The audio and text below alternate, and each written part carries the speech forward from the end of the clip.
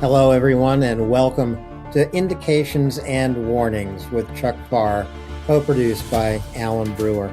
Chuck and I are recording this episode of Indications and Warnings on February 21, 2026. It is day 1,459 of Russia's full-scale genocidal invasion of Ukraine. You know, Chuck, it is 4 years ago this month, as I look back across these 4 years of war, I recall it was on this day, I think, that Lavrov and Peskov were saying, no, Russia has no intention of invading Ukraine. Yeah, and it goes even worse than,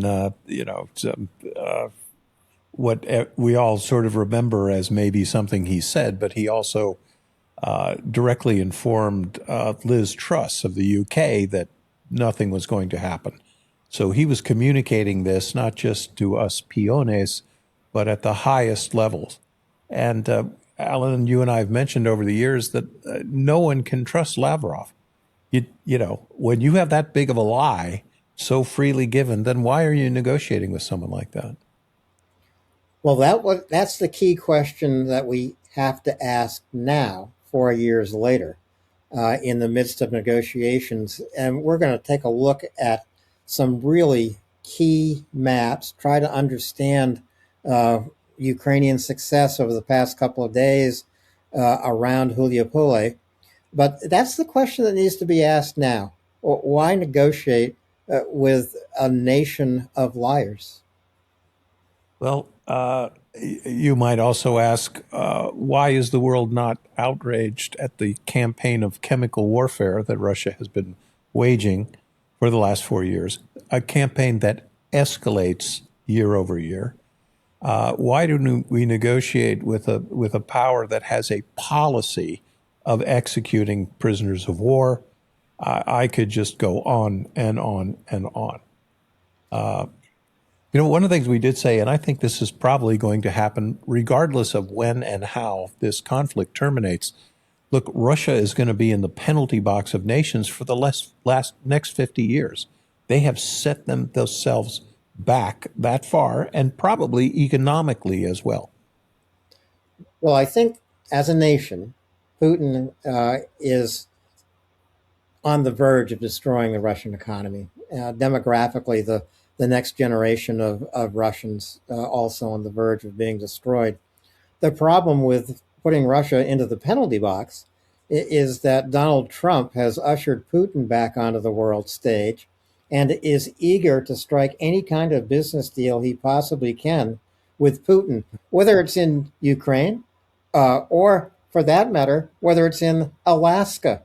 There's already a dear friend of Donald Trump that has signed a deal with a Russian company to exploit mineral wealth in Alaska. It's just so hard to believe.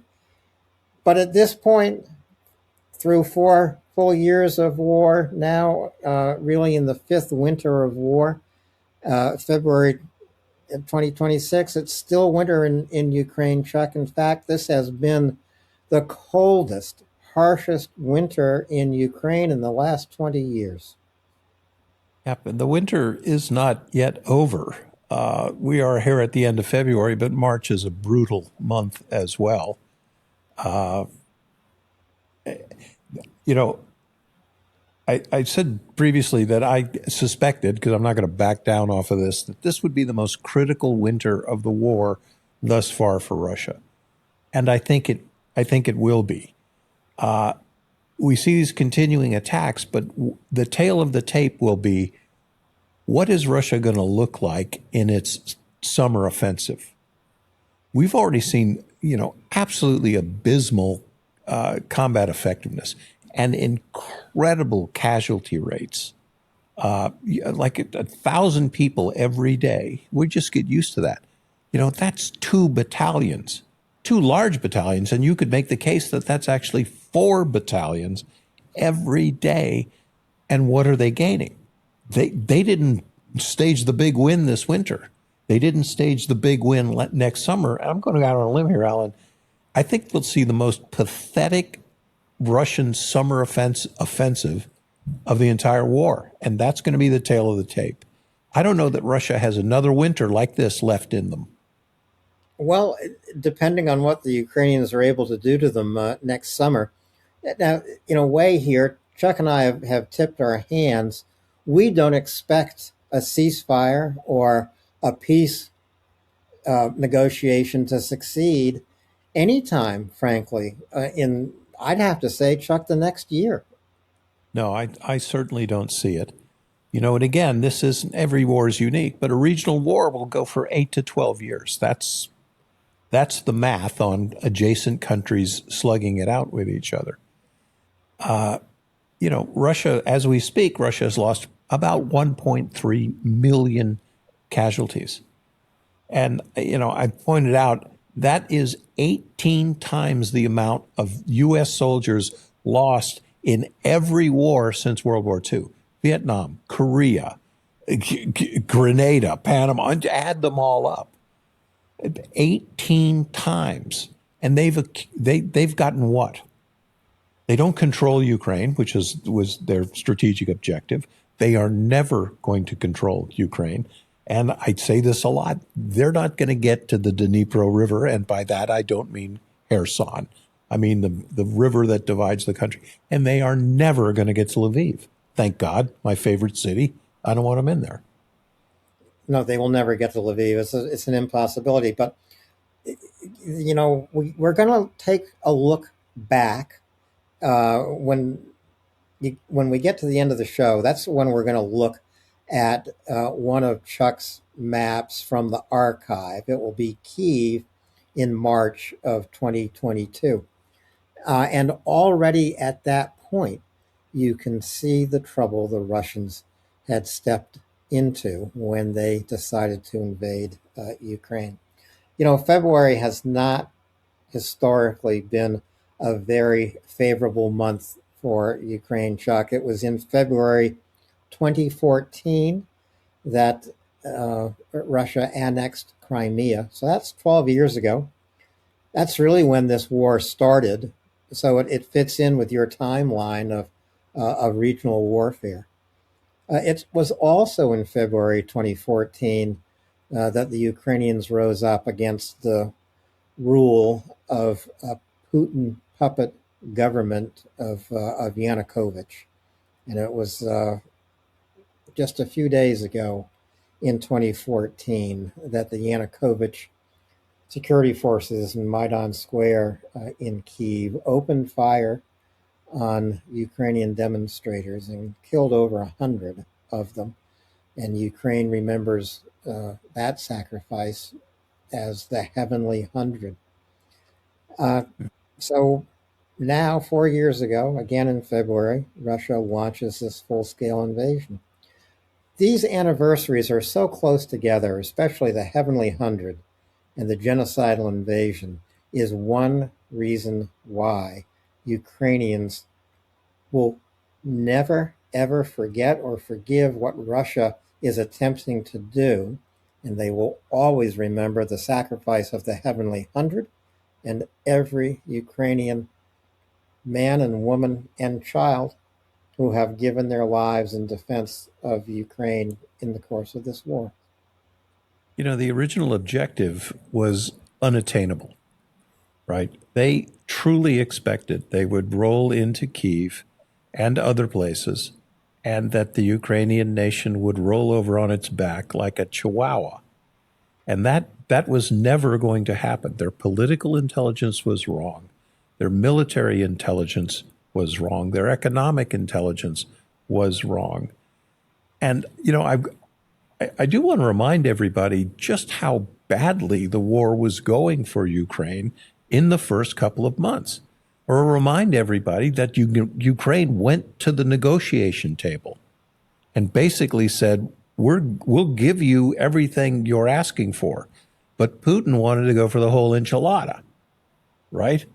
And now he is not capable of delivering militarily what he's demanding on the negotiation table, right? He doesn't control all of Zaporizhzhia. He doesn't control all of Kherson, Luhansk, Donetsk.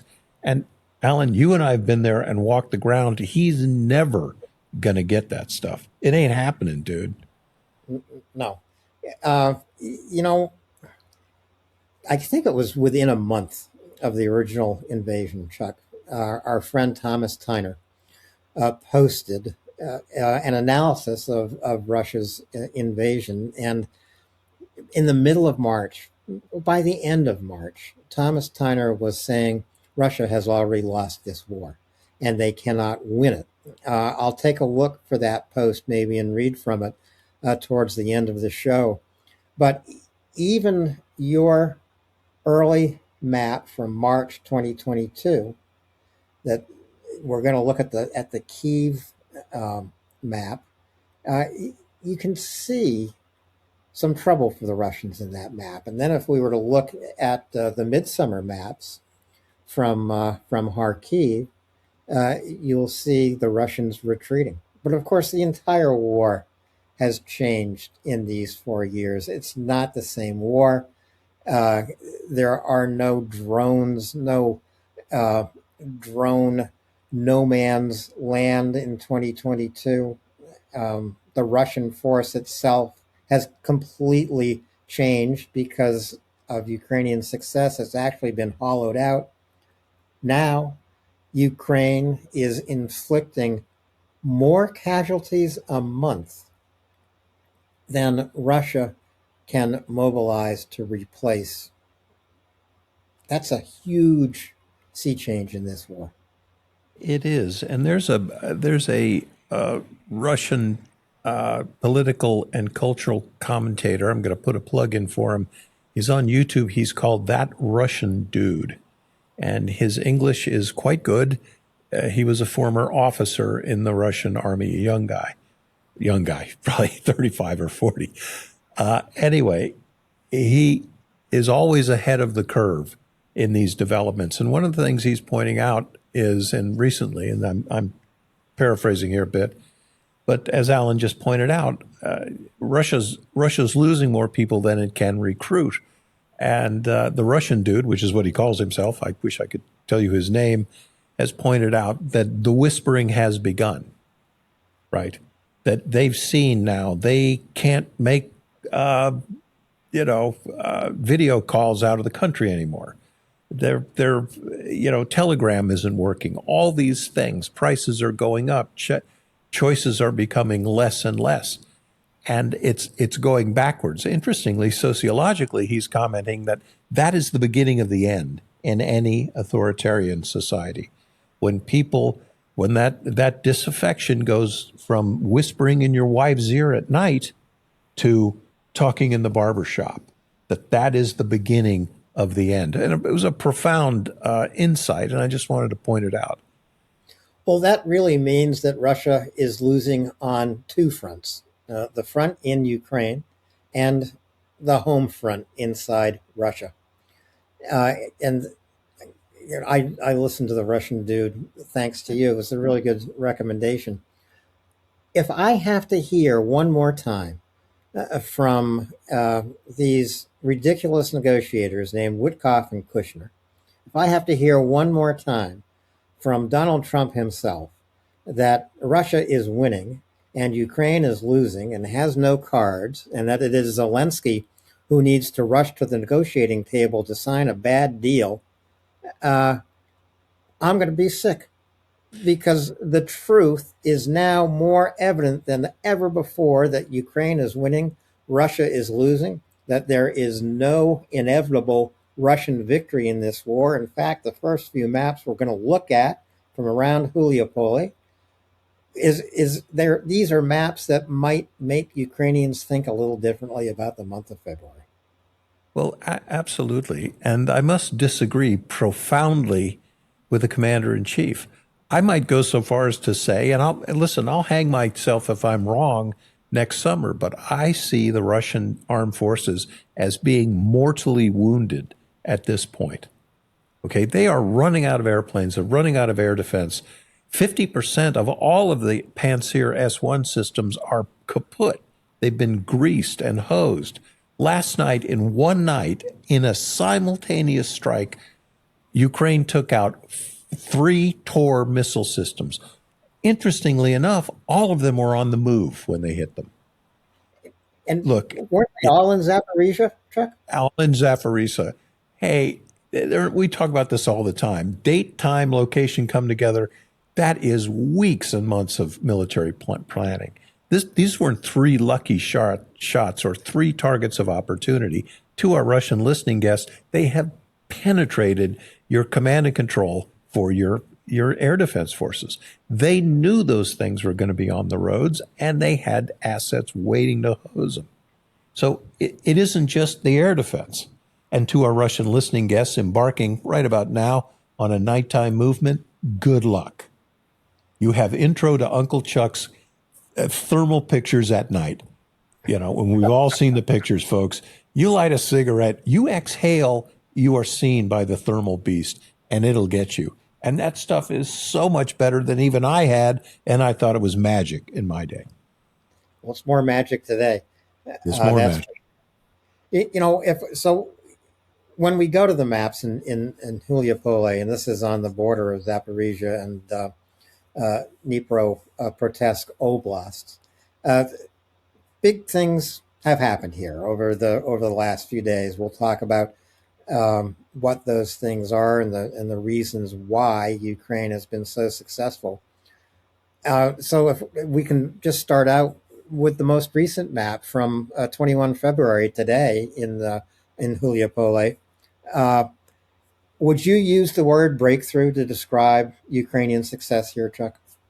I would use this sort of grinding, very opportunistic defenses. And in order to be opportunistic on the battlefield, you need really good command and control. One of the things that was, in any other engagement with any other opponent would have actually alarmed me. But in this case, we're looking at the 21 February map here. And if you look over to the left side of the map, you can see points of contact, and some of them adjacent to airstrikes. What this means are the Russians were actually able to penetrate the zero line and strike, pretty far to the west of the zero line. But these engagements were Russian sabotage and reconnaissance elements getting squirted by the Ukrainians. What's interesting to me is that some of these were planned contacts. So, for example, we look down there at Kopane, which is, over kind of lower middle of the map there. I got an airstrike and Kopani together. So this tells me a Russian unit was in contact and they called in for close air support. And there's all those little gradations of bombs that call out of the sky. Close air support means help me, I'm screwed. Okay. So these and others also overlap with the airstrikes. So the Russians thought they were going to get somewhere with these units. They don't. None of those dudes walked home. They are all right now either 200s or they're in a truck on their way to a prisoner of war camp. And what's interesting about that is, these guys were, who knows what happened before this, but given that the Russians have been carrying out pretty good strikes on Ukrainian logistics, these guys were probably in there for a long time, but now they got hosed. And again, you penetrate the operational circuits of your adversary, you find out where these guys are, and you hose them down. So this was pretty interesting day of contact. So when I compare this map to some previous maps around Huliopole, it seems like the Russian airstrikes are fewer and farther in between. Is that accurate? Yeah, I think it's just a little lower here. And what's interesting to me is the airstrikes we see. So 1, 2, 3, 60% of them were adjacent to these contacts. So that is close air support, as opposed to, if I can pick the name of a town, battlefield aerial interdiction, which means I'm just bombing the hell out of the bad guys.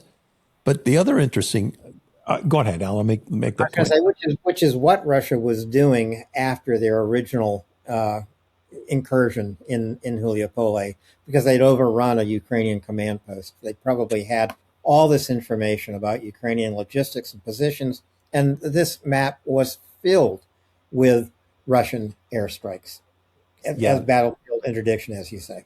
yeah, and carrying out capturing a battalion headquarters. We were in a couple of battalion headquarters. I mean, that's a bonanza, right? They had time to chew all that data up.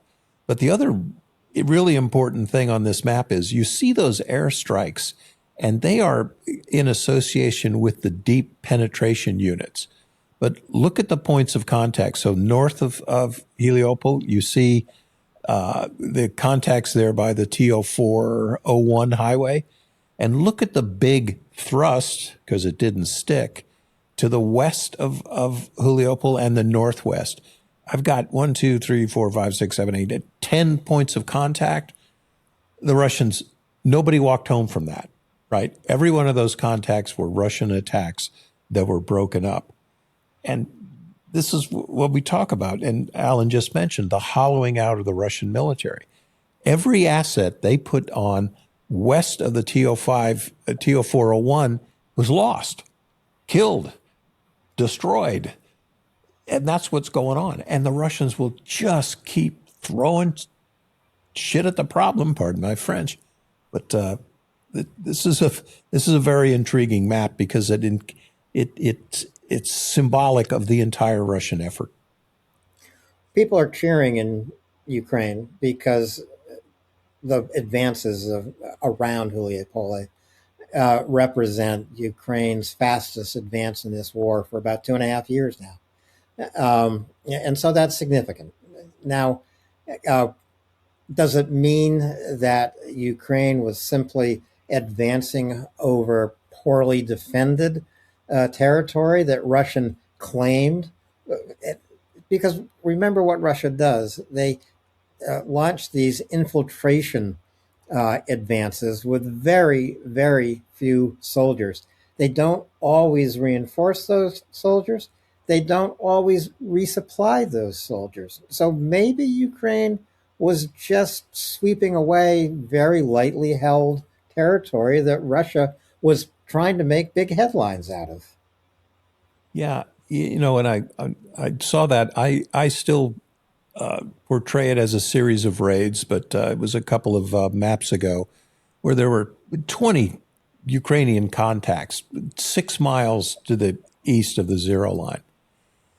And what really frustrates me about that is the Russian army will eventually be defeated when, and we've seen this in the Kharkiv offensive beforehand, when you push them back, when they attack you and they are disorganized and trying to break contact, if you have the resources and the intelligence, you have a chance to run the board.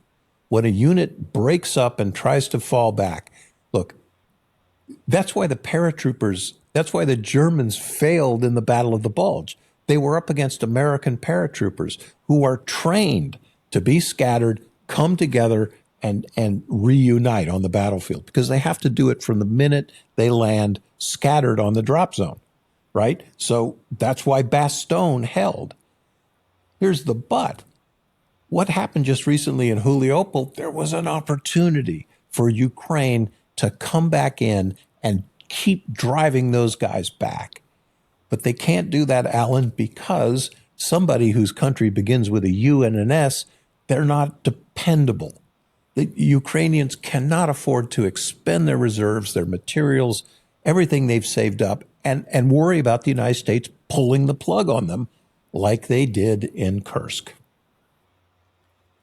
Well, the United States has not delivered military help to Ukraine for a year. All the military help for Ukraine is now coming from the European Union. Some of it American made and purchased by European nations, but nothing delivered directly to Ukraine any longer from the United States. Yes, the U.S. is supplying intelligence and intelligence support, but that's it.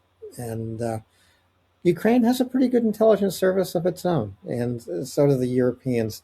So it's not only the United States that can uh, eavesdrop on what the Russians are doing. We're going to talk a little bit about Russian communications as well. Now, the other thing about what Ukraine is doing around Uliopole, it's wintertime. It's cold. It's snowy. The fields are deep in snow. Not exactly the best time of year to be running an offensive operation, is it? No, because and we talk about this often. You've got two opponents. One's dug into his dugout and is getting hot chow at night, and the other guy has to walk through the wind, through the cold, with wet gear, and present themselves before prepared defenses. And even if you want to dig into the ground, you can't do it now, right? The ground is frozen, and everyone who's lived in New England, hey, it's just not going. You couldn't even do it with a pick, let alone with your buttons in the dirt with a cheap entrenching tool. It's not going to happen. And we're still at the point of the war where every time a Russian meets a Ukrainian, the Russian had to walk there, and 30 to 80% of the Russians die on contact. That's defeat math. And the Russians have been doing that and doing that, which is why I suggest, look, they're mortally wounded now, right? And by that I mean they've sustained a wound that they're not going to be able to recover for. The war's not going to end tomorrow. It's not going to end next summer. But they are going to be in the worst position that they have ever been in as an armed force, with the exception of the collapse in World War I. And that's going to be next winter. And I don't think they're going to be able to go beyond that. I certainly hope not. I mean, I would have hoped this winter might have done the Russians in, but if it's next winter, that's fine. It will all lead to Ukrainian victory. And just a few more words about the Julia map here. I mean, one thing I notice is the Russians are have maintained themselves in Juliopole. It's not a big place. It's a village. It's a town. But there are structures there. It represents the only urban landscape really on this map. Notice Ukraine is not fighting through it. They are fighting around it. Yeah, so stop me if you've heard this one before. Kupiansk, Pokrovsk, any of the other cities that Russia adamantly maintains are captured.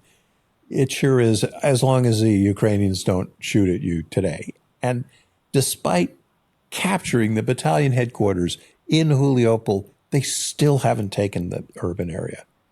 And again, you see these points of contact, and even on this map right now, you can see the contacts north of the TO814 highway, and they certainly look like the Kremenna rope-a-dope, right? You come at us, and we're going to let you come just about 2 miles. And that's too far for, not too far for mortars, but too far for rifle fire. So these points of contact, Ukraine actually lets them come on until they're no longer in fire support. And then they deal with them. Every one of these attacks failed, Alvin. Every one of them. That's a bad day at Juliopol, isn't it? It was absolutely a terrible day for the Russians, and I'm not trying to downplay the Ukrainian success here. Oh, absolutely. Not at all. I think it's fantastic. As I say, February has not been historically kind to Ukraine, so the fact that these events are occurring in February maybe has changed Ukrainian luck about February. I don't know. And we also have to wait over the next few days to see how much more the Ukrainians can do. And you mentioned the 3 Tor systems in Zaporizhia that the Ukrainians destroyed in one night. The Su-34 that was shot down over Zaporizhia as well. So all that says this is a very hot zone for the Russians, and they're not actually doing very well here. No, and it is, there is no coincidence that three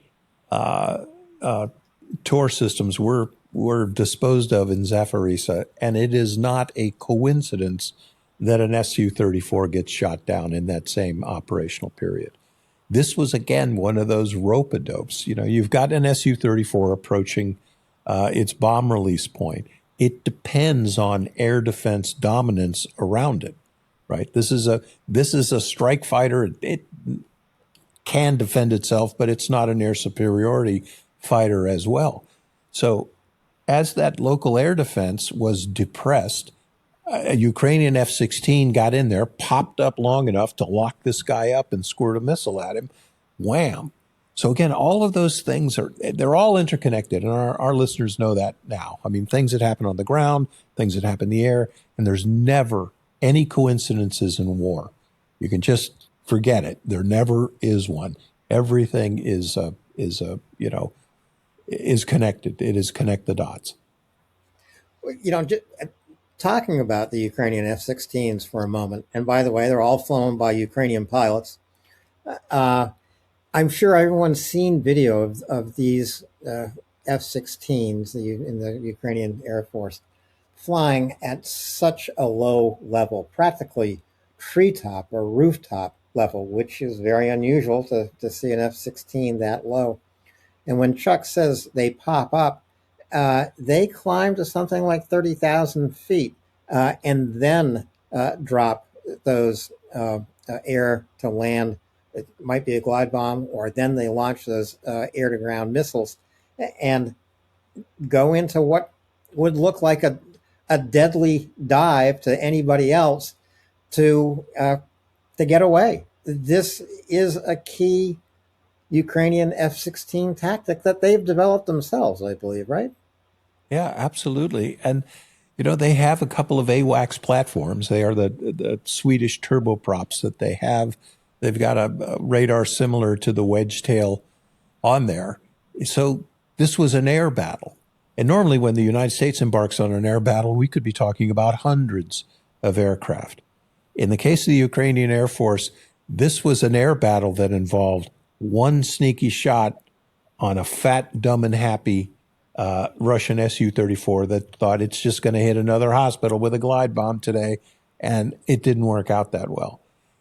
Here's the good thing about that. His squadron mates, they all know he didn't come home. There's 2 empty seats in the mess hall, and they know the pejorative they call the Ukrainians, well, they just got Ivan and Bob off today. You're next, pal.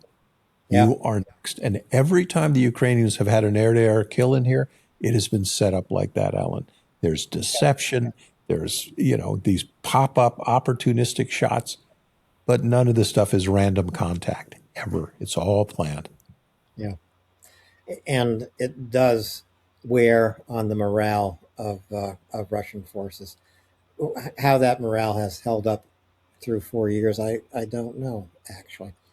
If we just roll back the Huliopole map 5 days to 16 February, you can see the difference in the number of Russian airstrikes, but you can also see the Ukrainian raids in force deep into,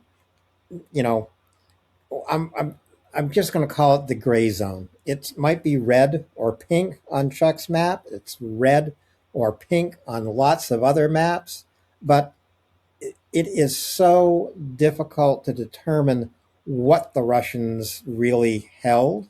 And obviously they didn't have adequate forces to reinforce those infiltrators that they first sent. But, the 16 February map compared to the 21 February map, a pretty interesting story you can tell in those 5 days. Yeah, what's interesting to me is if I didn't know better, and I can't prove or disprove that, but looking at this string of contacts and how deep they were, if it was any other conflict and any other opponents, look, I would say that sure looks like a heliborne operation to me. You can see how the contacts are along certain axes. This must have been at least two companies. And I don't know if this was ground transportation or air transportation. These forces, Ukraine has not said which particular units conducted this operation, but I will know there are air assault and air mobile forces operating around Heliopol. Again, in any armed force, your heliborne assault forces, air cavalry, air mobile troops, and even paratroopers who are the difference between air mobile and airborne. Airborne is when you jump out of an airplane with a parachute. Air mobile is when you get there by helicopter. So again, I don't know that this was helicopters, but previously helicopters have operated around Pokrovsk, which truly astounded me. Yeah. And they've got some damn good helicopter pilots, folks. And we know that from the Battle of Mariupol. Absolute virtuosos and heroes. Yep. Absolutely. Yep. All they need are more helicopters. Damn right. So the other thing you can see also how quickly uh, these maps change and how quickly the story changes.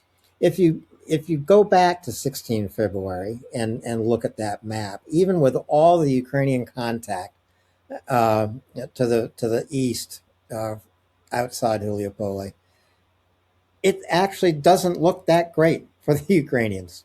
It might have been the first day that Ukraine was turning the tables on the Russians, but they didn't succeed in turning the tables successfully until 5 days later. Well, and here's another thing. When you're looking at that 16 February map and you see all those deep airstrikes against what are generally assumed, and almost certainly are, these are Ukrainian logistical points or points of troop concentration, et cetera. Ask yourself, as I often do, why are none of those airstrikes directed against forces that have obviously penetrated the zero line? Right? Why aren't there any Russian airstrikes around any of those 15 or 20 deep contacts? And I'll tell you this, because Russia doesn't have the command bandwidth to do it, right? So they execute these airstrikes that were planned 3, 4, 5 days in advance, and their bureaucratic inertia was not sufficient. Didn't enable them to say, "Hey, look, we got contact now in the rear. We got forces in contact. We need to put some airstrikes down here and break up this attack." They didn't do it. And that attack went on for like 36 hours, and they still couldn't do it. And there's one more reason we hardly ever mention this. 35% of the world's Stinger missiles are in eastern Ukraine. So if you're flying close air support for a Russian unit in contact, you are going to eat a Stinger. You are going to get one. Well, the other thing, Chuck, is this was around the time that Russia lost use of its black market Starlinks. So it had one plug pulled in its communication uh, plan, and it's about the time that Russia started to block and slow down Telegram. And it's hard to believe that Russian forces rely on Telegram on the front line for communication. But this map would also tell that failure of communication story, I think. Yeah, you brought up a truly excellent point, and that may absolutely be the reason why a campaign of deep aerial interdiction was going on when the actual need was for close air support in our own backyard. Yeah. But again, look, the Ukrainians, they don't really roll the dice on a lot of things. They meticulously prepare the preconditions for any operation, and they are really good at it. And I have to say right now, there are two armies in the world that are going to kick ass in the 21st century, and one of them is Ukraine. Yeah. And we need to be learning, not advising, learning how they manage the 21st century battlefield. Exactly. Uh, because it's the Ukrainians who invented the 21st century battlefield. When we go back to the map around Kyiv in March 2022, which we're going to do at the end of the program, uh, there aren't any drones in the sky there, or if there are, they're lonely. Now there are thousands of drones uh, in the sky, on the ground, at sea. In fact, Ukraine's ground robots, Ukraine's unmanned ground vehicles, now are sent off on 7 or 8 thousand missions a month. That is just incredible. That is absolutely amazing. And again, something Ukraine foresaw the need for and did it. And I mention this a lot. Look, I worked for DARPA, right? I was doing projects for DARPA. If I came in there 10 years ago and said, hey, look, I got this quad bike, right? And I can remote control it for 20 miles. And I envision doing medevac. They just say, get out of here. They are so hidebound. And, or let's say they gave it a go. I had some of my projects get a go. 10 years is what you're looking at. 20 even.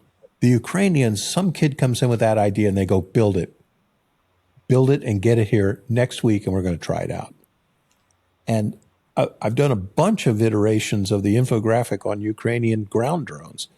And they went from just towing an explosive charge into a culvert to blow it up to, here's what I love, a la Terminator. It's got a 50 caliber machine gun and a thermal sight, and it by itself, with no humans around it, it engages an oncoming Russian company. Yeah. Okay, cue Arnold Schwarzenegger, because that was some Terminator level stuff. And what is happening right now as we speak, there is a Russian company getting mauled by a Ukrainian ground drone right now as we speak. So there are so many different missions that these ground drones were sent out on. Those offensive missions with, the 50 caliber machine gun attached. Also, Ukrainian ground drones are bringing FPV drones to points as far forward as possible, and these are usually fiber optic drones that the ground robot then releases. And again, so the part of that operation would be, we start on Wednesday at sundown, and I move that ground vehicle as far as I can into a concealed launch spot. I got, I got, I got a bunch of Baba Yagas coming in, but the first thing I do is launch the fiber optic drones from my ground vehicle. They go deep, destroy the Russian sensors, and in come the Baba Yagas. They don't do anything at random. They plan and do so meticulously, but they are not bound by their plans. When the Russians make a plan, that is the plan. You do not deviate. You simply report to me when you have accomplished everything on the execution checklist. And the Ukrainians are, you get there, you break through, you better run with a ball. Don't tell me you missed an opportunity. You can't beat guys like that, Alan, which is why the United States has always practiced that sort of level of command, that the tactical authority gets delegated all the way down to the guy at the front. You make the calls, kid. That's your job. And that's the way I was raised as a junior officer, and everybody in the U.S. military will tell you that's the ethos. What's the old saying, Chuck? On first contact, it's the plan that fails. Yeah, exactly. Or, everyone has a plan till they get punched in the face. That was Mike Tyson. Yeah, Mike, a good listen. I'll listen to him. I'll listen to the champ. Yeah. Yeah. But that's really important. And the Russians are never going to get out of that top heavy command mode. They're just not going to do it. Well, again, just to preview the very last map that we'll be going to in a few minutes, the Russian plan failed on first contact pretty much back in March 2022. We're going to look at some maps that show that Russian failure. It is a failure, really, Russia has never recovered from in 4 years of war. And we look at that. most critical incident in the Battle of Kiev was the defeat of the Russian forces at Hostomel. So I have nothing but praise for the U.S. Army Rangers. They are incredible troops, incredible in the amount of operations they can carry out and the kinds of special operations as well. But one of their key goals is to seize enemy airports, right? So I'm not going to give you all of their tactics, but at some point in the assault early, a C-130 will come in with its tail ramped down and 40 guys on motorcycles get out. And they go to every corner of the airfield, and they have anti-tank missiles. You can imagine how much fun that literally is. When the Russians tried to do that in Hostomel, they got hosed, and it wasn't by massive Ukrainian forces. They were territorial guys, right? These were National Guardsmen, and they were outnumbered 30, 40, 50 to 1, and they still defeated the Russian effort. And that was it, right? We'll go into the later dynamics, but that entire Russian element that was trying to capture the city was broken up and sent reeling back into Belarus. Yeah. And you and I, we were doing our radio show back then. We both commented on it. Yeah. We were almost doing the show back then. Almost. It was, you got to wait a few more weeks before we got together on, on the old bullet points. But it was, We're married we were, couple. We don't yeah, remember. right. Exactly. Like, but we were both at work and looking at what was happening and trying to figure it out as best we could, because it was damn hard to get any reliable information about what was happening in Kiev and down around Mariupol and around Kharkiv and in Sumy Oblast itself. So, and we will be talking about that a little bit more. But first, we want to go to Pokrovsk today. And I know that Russia says it is in control of Pokrovsk. I know that Ukrainian forces are falling back from Pokrovsk. But that does not actually mean Russia is in total control of the Pokrovsk map from Myrnarod to Rodinsky to into Pokrovsk itself and to the west of Pokrovsk around Kuturi and up the rail line. Far from it, I would say, Chuck. We've got a map, your map from 19 February.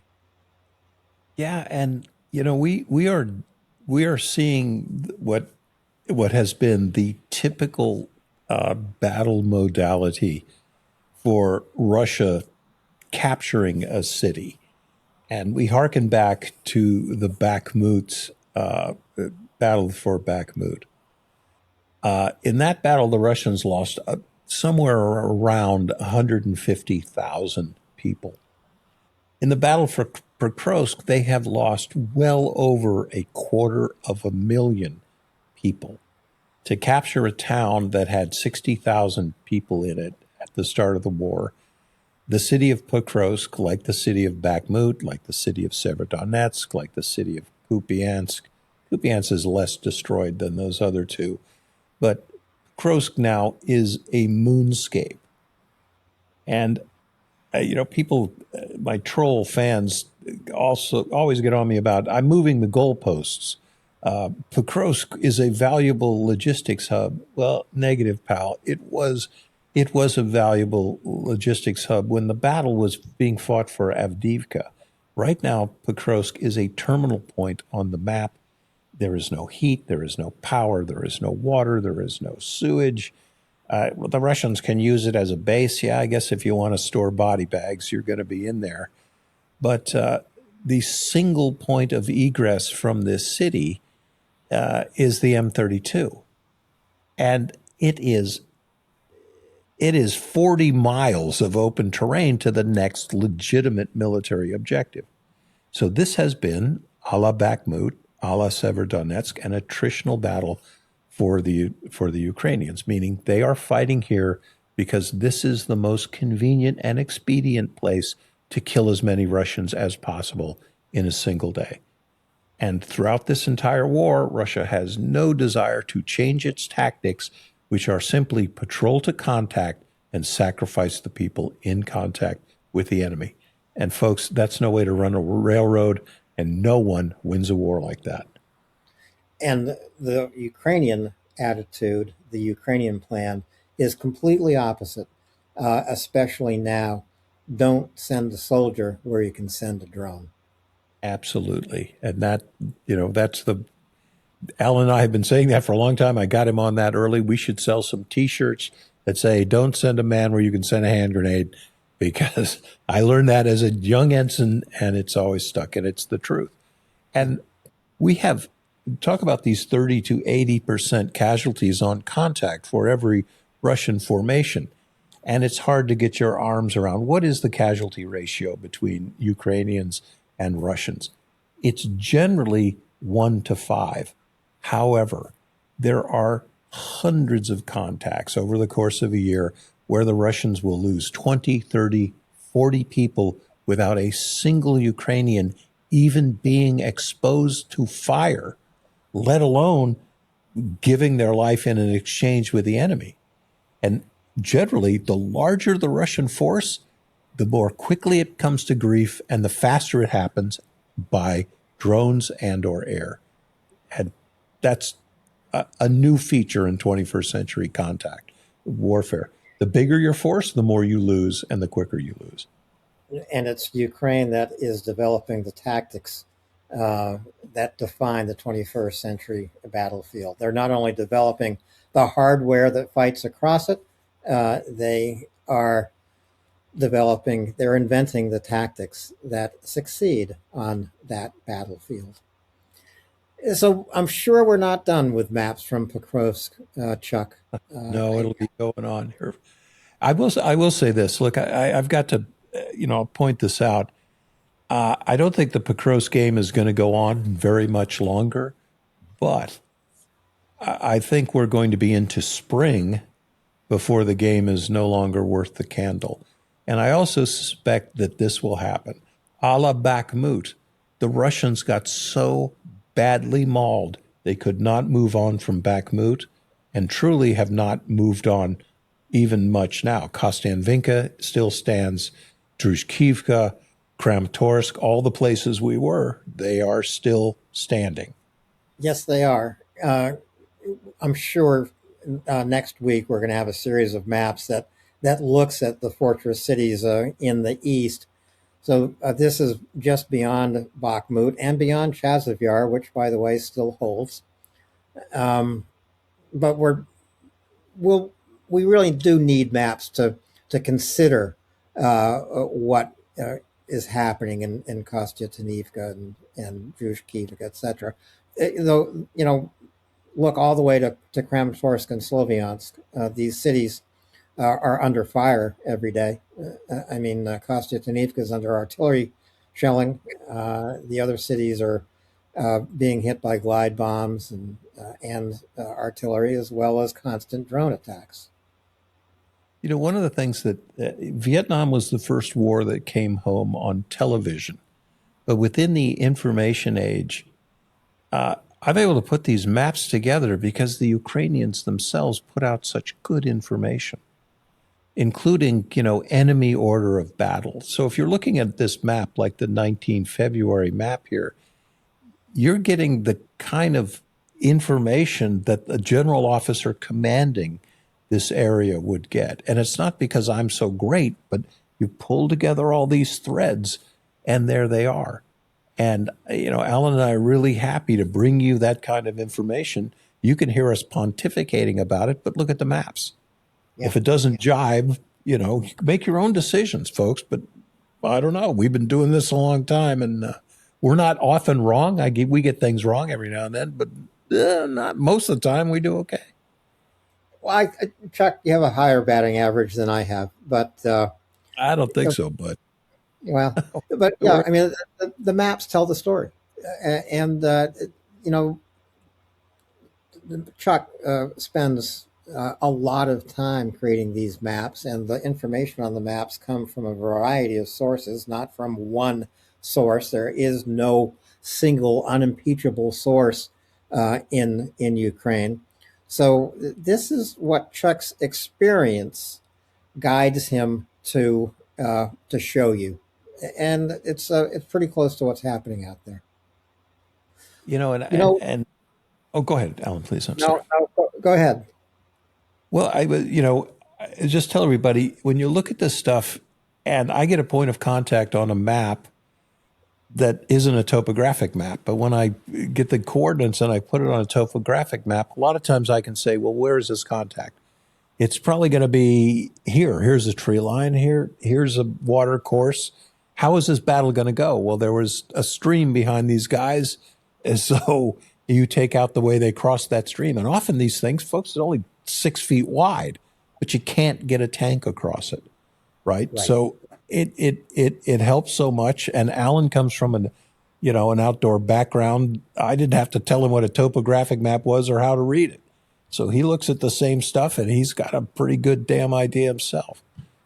Yeah, and if you see an intersection near a sand pit, if you're a Russian, you'll look at that and say, that'd be a good place to put a radar system. Well, that's the other thing that always amazes me because the Russians they don't even teach people how to map read. So many times they pick a conspicuous landmark and they just do a little offset from it. So that means the drone that's at 10,000 feet can look down and go, oh, look, there's a crossroad. I think I'll look there. Damn if it doesn't work, because that's Yeah. exactly what you don't want to do on a battlefield. Don't be conspicuous. Don't wear feathers in your hair. Don't ride in a vehicle with all the antennas, and stay away from crossroads. That's all I know. Okay. That's all I ever learned.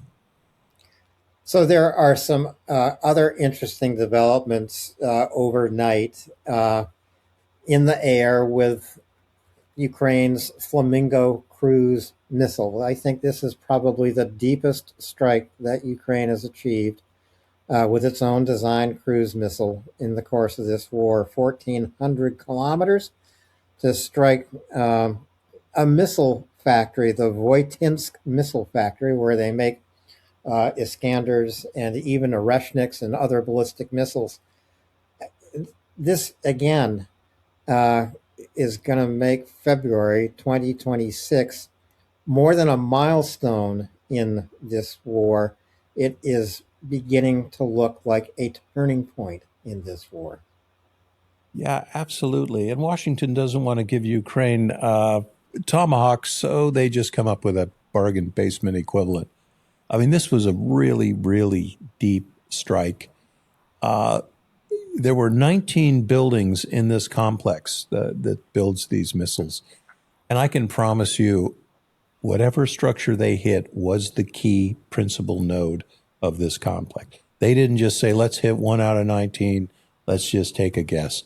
They know exactly what they're hitting, and they always hit the place that produces the unattainable widgets that everything is based on. And again, you're putting ballistic missiles together. You need clean rooms. You have a whole fuel complex that mixes the solid rocket fuel, on and on. There are so many critical nodes, and Ukraine is so damn good about hitting critical nodes because this is an asymmetrical fight, and they have got to make every shot count. They don't send flamingos against Russian apartment buildings either. Mm-mm. And, there's probably a very good chance that Ukraine had some intelligence from the ground inside Russia. That's just my guess. Absolutely. And this last week for the Kyiv Post, I put up a thing. They well, they didn't assassinate him, but they assaulted the deputy head of the GRU in the lobby, in the elevator lobby on the 24th floor where he lived with his girlfriend. Yeah. Random attack? No, not at all. And looking at the videotapes of the confessions of the perpetrators, I am beginning now to strongly suspect that those guys had nothing to do with it. They are paid actors, even. I wish I had, I didn't put that into the report because it's a guess, but nobody had a broken eye socket or a busted tooth. They were just as clean and green as and talking happily. So I got a hunch that Ukraine got away with it, even though the perpetrator is in custody now. And that's a great report that everyone should take a look at it at the Kyiv Post. Uh, I think, Chuck, you put that up a couple of days ago. Couple days back, yeah.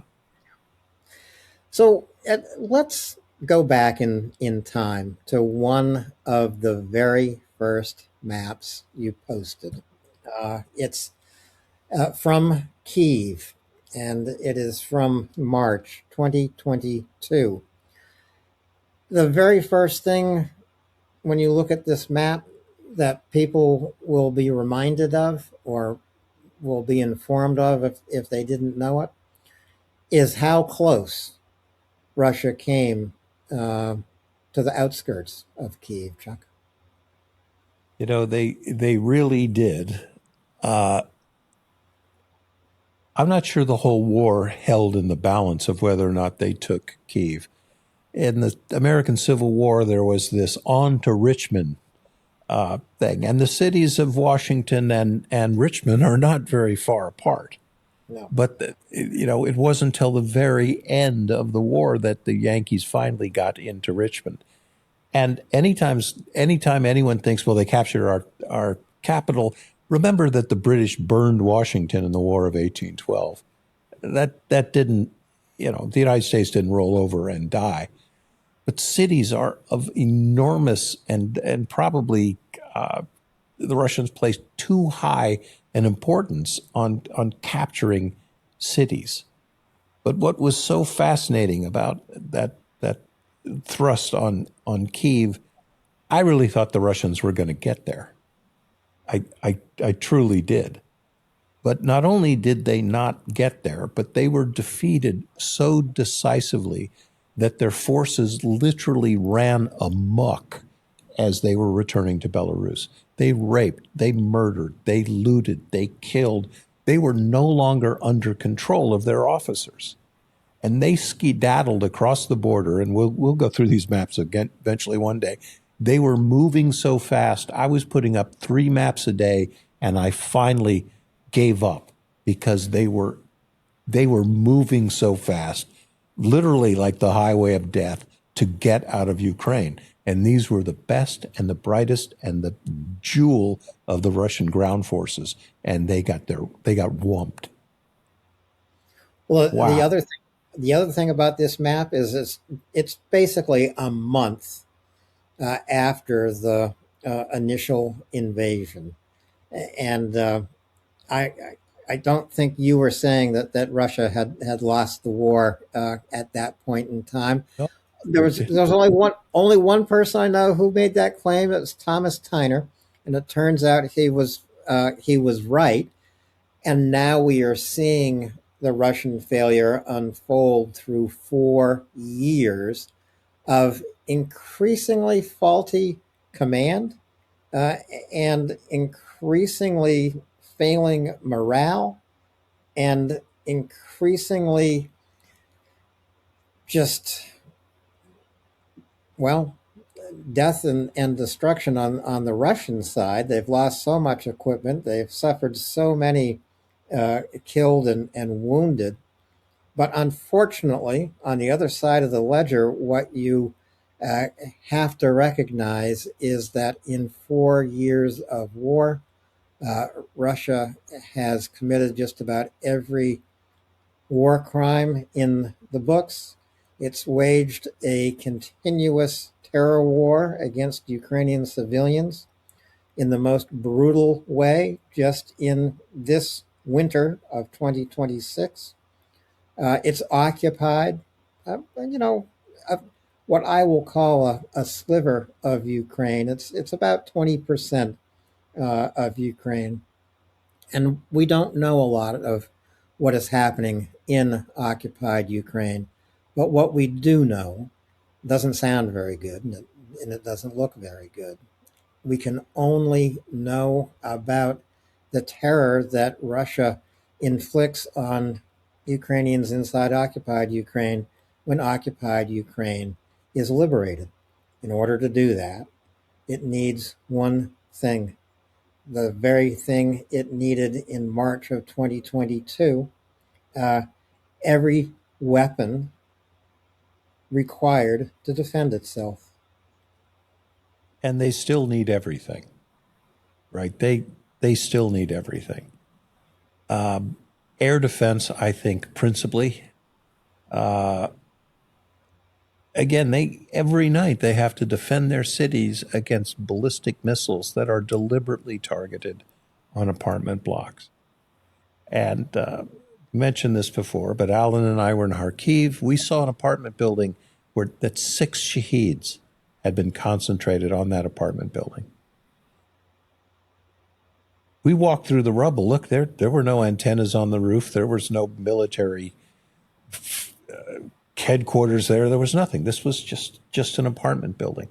And you can add that. That happens almost every night to someplace in Ukraine. It is, as Alan says, and it isn't hyperbole when he says this is a genocidal war of annihilation being waged against the Ukrainians. And thanks be to God that Russian combat effectiveness is circling the drain. They can't do with 100 people what it normally would take a rifle squad to do. They can't do it. And they are in this training death loop. And John Spencer and Alan and I talked about this in Bakhmut, where it first became obvious. A 4-day bus ride from Moscow does not make you an infantryman, right? What can you do? And I say this, it's like, hey, I'll come over to your house tonight. I'm going to put a rifle in your hand, and Alan and I are going to drive you to the front in Pokrovsk. How do you think you'd do?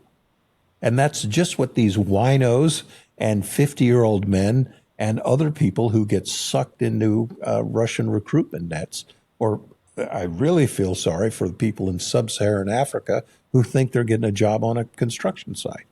Yeah. And look, and that's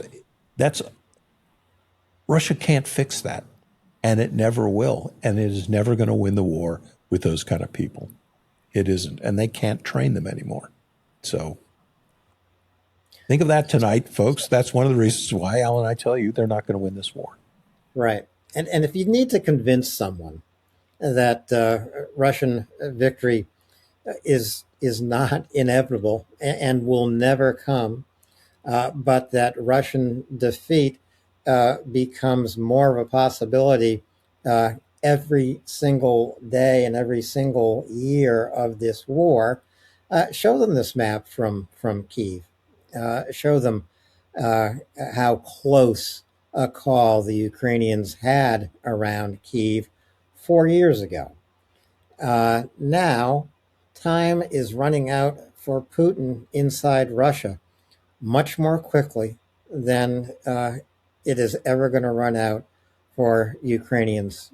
Spring is coming in Ukraine, but in Russia, I think it's going to be a dark spring. I think it truly is. And the Russian people are seeing, and again, please do watch that Russian dude. They are seeing that they have been in this war. First of all, you go to prison for calling it a war, so don't do that. But they've been in for 4 years, longer than they fought the Nazis, their former ally. And what have they got? They don't control Ukraine. They're never going to control Ukraine. And Russian cemeteries are filling up. And people ask themselves, are they better off now than they were 4 years ago? And the answer categorically is not. And the economic numbers, we'll have to get Jason Smart on here with us. The economic outlook is utterly bleak. Oil production is down. That is what they sell. That's what fuels their war machine. And that's down almost 30%. And I'm not talking about sales, which are also tanking. Russia's so desperate it has to even sell below production costs. But they're just not going to win this one, folks. And we've been calling it for 4 years. I'm still a long war guy. It's not going to end this summer, but it is going to end. And Chuck and I will be here when it does end. Um, there are going to be some changes coming along for indications and warnings here on YouTube. We will let each and every one of you know somehow what those changes are and where you're going to have to go to continue to watch Chuck's analysis and see Chuck's maps. Um, the change may occur in the next 7 days or so. Uh, we are going to get through a milestone on February 24th. This will be the fourth anniversary of Russia's full scale genocidal invasion of Ukraine. Uh, right around the 24th, we'll have another show here on YouTube, probably not before the 24th due to weather conditions where I am.